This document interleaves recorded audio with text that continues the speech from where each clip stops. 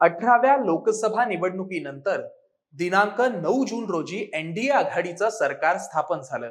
भाजपचे ज्येष्ठ नेते नरेंद्र मोदी यांनी तिसऱ्यांदा पंतप्रधान पदाची शपथ घेतली.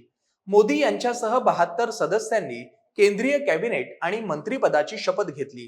त्यात महाराष्ट्रातील 6 सदस्यांनी मंत्रिपदाची शपथ घेतली आहे. त्यामुळे महाराष्ट्रातील कोणत्या खासदारांच्या गळ्यात कॅबिनेट मंत्रिपदाची माळ पडली आहे? मोदी 3.0 सरकारच्या मंत्रिमंडळात शपथविधी घेणाऱ्या महाराष्ट्रातील 6 मंत्र्यांचा राजकीय प्रवास आणि लोकसभा निवडणुकीतील त्यांची कामगिरी हे सर्व आज आपण जाणून घेणार आहोत. नमस्कार, मी सुप्रीम मस्कर आणि कॅमेऱ्यावर आहेत आलेख साळके. मोदी 3.0 सरकारच्या मंत्रिमंडळातील महाराष्ट्रातील पहिलं नाव म्हणजे नितीन गडकरी.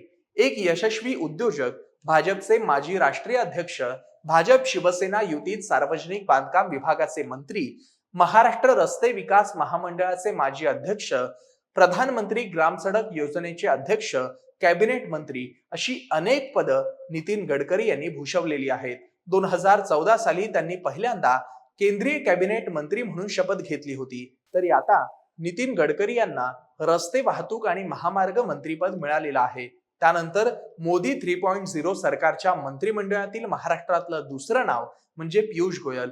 मुंबई विद्यापीठाच्या विधी शाखेच्या पदवीमध्ये सिल्वर मेडल, त्यानंतर चार्टर्ड अकाउंटंट मध्ये ऑल इंडिया रँक दुसरी, यशस्वी बँकर, त्यानंतर राजकारणी, राज्यसभेवर खासदार, मोदी सरकारमध्ये कॅबिनेट मंत्री अशी त्यांची राजकीय कारकीर्द होती. पण आतापर्यंत राज्यसभेतून संसदेत पोहोचणारे गोयल उत्तर मुंबई लोकसभा मतदारसंघातून विजयी होऊन संसदेत पोहोचले आहेत.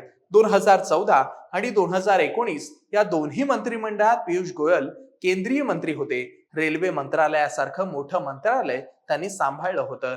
मोदी सरकारच्या नव्या मंत्रिमंडळातही गोयल यांना वाणिज्य आणि उद्योग मंत्रीपद देण्यात आलेलं आहे. त्यानंतर तिसरं नाव म्हणजे शिवसेनेचे खासदार प्रतापराव जाधव. प्रतापराव जाधवांनी बुलढाणा लोकसभा मतदारसंघातून सलग 3 वेळा विजय मिळवलेला आहे. तसंच त्याआधी त्यांनी आमदारकीची देखील हॅट्रिक मारलेली होती. प्रतापराव जाधव यांची आता केंद्रीय मंत्रिमंडळात राज्यमंत्रीपदी वर्णी लागलेली आहे. त्यांना आयुष मंत्रालयाचे राज्यमंत्री स्वतंत्र प्रभार आणि आरोग्य आणि कुटुंब कल्याण मंत्रालयातील राज्यमंत्री पद देण्यात आलेलं आहे. त्यानंतर मोदी 3.0 सरकारच्या मंत्रिमंडळातील महाराष्ट्रातलं चौथं नाव म्हणजे रक्षा खडसे.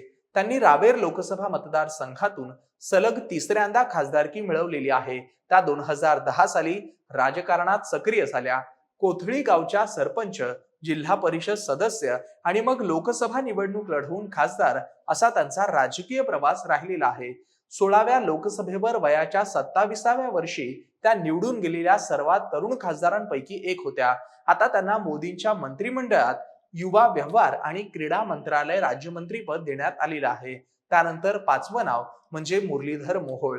राजकीय पार्श्वभूमी नसताना कार्यकर्ता ते लोकसभा खासदार असा मोहोळांचा राजकीय प्रवास राहिलेला आहे. पुणे महानगरपालिका सभासद, पुणे महानगरपालिका महापौर, पुणे महानगरपालिका स्थायी समिती अध्यक्ष अशी अनेक पदं त्यांनी भूषवलेली आहेत.